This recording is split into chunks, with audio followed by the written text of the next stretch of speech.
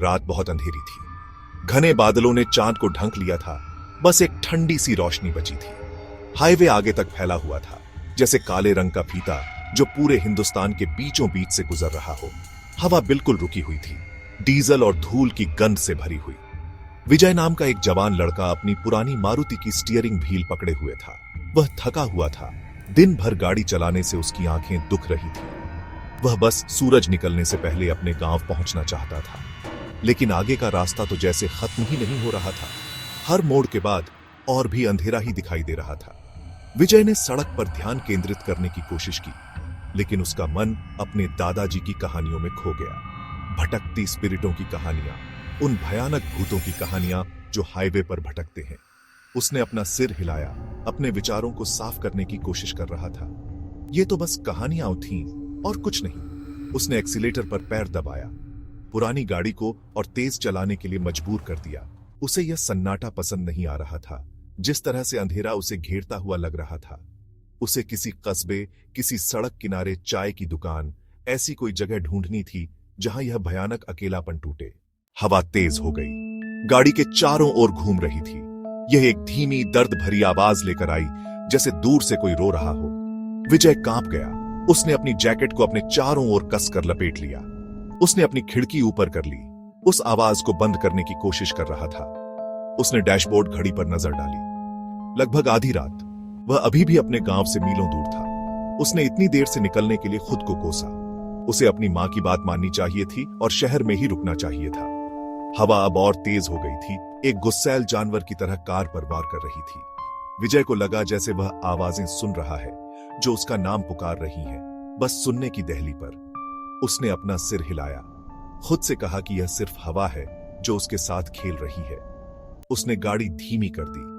उसकी हेडलाइट्स अंधेरे में रास्ता दिखा रही थी। आगे उसने देखा कि एक आकृति सड़क के किनारे खड़ी है। एक महिला सफेद चादर में लिपटी हुई। वह अपने हाथ हिला रही थी, उसे रुकने का इशारा कर रही थी। सहानुभूति की एक लहर विजय पर छा गई। रात के समय किसी महिला का अकेले फंसे रहना खतरनाक था।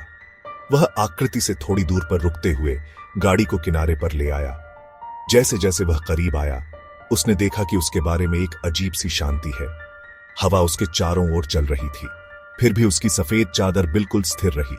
नमस्ते, विजय ने पुकारा, अपनी खिड़की को थोड़ा सा नीचे करके। क्या मैं आपकी मदद कर सकता हूं? महिला उसकी ओर मुड़ी और विजय ने अपनी रीढ़ की हड्डी में एक सिहरन महसूस की।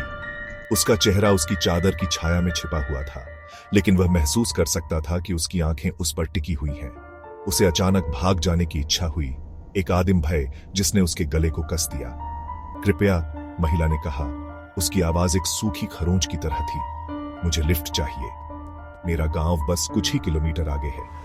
विजय हिचकिताया। उस महिला के बारे में कुछ, उसके बोलने के तरीके के बारे में कुछ उसे बेचैनी से भर देता था, लेकिन वह उसे फंसे नहीं छोड़ सकता था। उसने खुद से कहा कि उसकी मदद करना उसका कर्तव्य था। अंदर आ जाओ, विजय ने कहा, यात्री दरवाजा खोलते हुए। महिला सीट पर आ गई, अपने साथ ठंडी हवा और नम मिट्टी की गंध लेकर आई। उसने अपना सिर नीचे रखा। उसका चेहरा अभी भी छिपा हुआ था। विजय ने बातचीत करने की कोशिश की, उसका नाम पूछा और वह कहां जा रही है, लेकिन उसने केवल अस्पष्ट उत्तर दिए। उसकी आवाज जब उसने बोली तो मुश्किल से फुसफुसाहट थी। जैसे ही विजय गाड़ी चला रहा था, वह अपनी यात्री पर नजर रखता रहा, उस पर एक बेहतर नजर डालने की कोशिश कर रहा था। उसने उसके हाथों को देखा, लंबे और बोनी, तेज, पंजे जैसे नाखूनों के साथ। उसने जल्दी से दूर देखा, उसका दिल उसकी छाती में तेज हो रहा था। उसने स्टीयरिंग व्हील को और कसकर पकड़ लिया। उसकी गांठें सफेद हो गई। कोहरा घना हो रहा है, महिला ने कहा। उसकी आवाज अब करीब है, उसके कान के ठीक बगल में। विजय ने महसूस किया कि वह सही कह रही थी। एक घना सफेद कोहरा लुढ़क रहा था, आगे की सड़क को निगल रहा था। उसने देखने के लिए दबाव डाला, लेकिन कोहरा बहुत घना था। उसने गाड़ी धीमी कर दी। उसका पैर ब्रेक पर मंफेरा रहा था। उसने अपनी बाजू पर एक हाथ महसूस किया, उसका स्पर्श बर्फीला ठंडा था। मत रुको, महिला ने फुसफुसाया। गाड़ी चलाते रहो। विजय ने अपना हाथ खींच लिया। उसकी त्वचा उस जगह चुभ रही थी जहां उसने उसे छुआ था। उसने एक्सीलेटर पर दबाव डाला। कोहरे और उस अजीबोगरीब डर से बचने के लिए बेताब था जो उसे जकड़े हुए था। वह घंटों तक गाड़ी चलाता रहा, सन्नाटा केवल विंडशील्ड वाइपर के लयबद्ध ठंप से टूटता था। अंत में कोहरा पतला होने लगा। विजय ने आगे रोशनी की धुंधली चमक देखी। एक गांव। उसने राहत की सांस ली। उसने अपने यात्री पर नजर डाली, यह पूछने का इरादा रखते हुए कि क्या यह उसका स्टॉप था, लेकिन यात्री सीट खाली थी। विजय ने ब्रेक पर पैर मार दिया।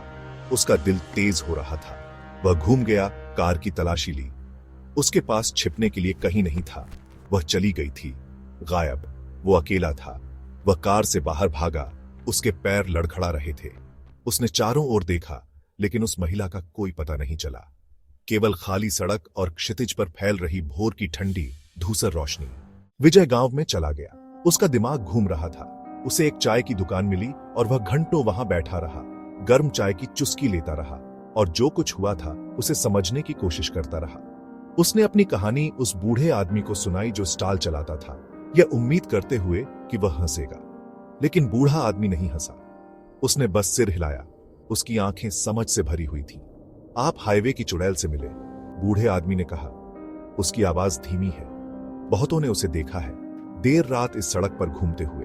वे कहते हैं कि वह यात्रियों को अपनी मौत के लिए लुभाती है, फिर पतली हवा में गायब हो जाती है। विजय ने सुना, उसका खून ठंडा हो रहा था।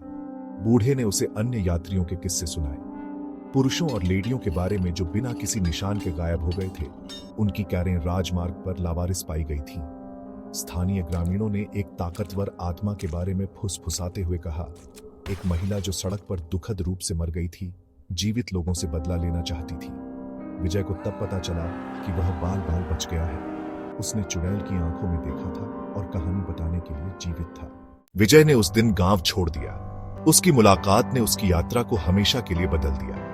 वह इस भावना को नहीं दूर कर सका कि उसे देखा जा रहा है, कि चुड़ैल अभी भी कहीं बाहर है, उस सुनसान राजमार्ग पर कहीं। उसने उस सड़क पर फिर कभी गाड़ी नहीं चलाई, रात में नहीं, और उसने कभी भी सहयात्रियों को नहीं उठाया, चाहे वे कितने भी हताश क्यों न लग रहे हों।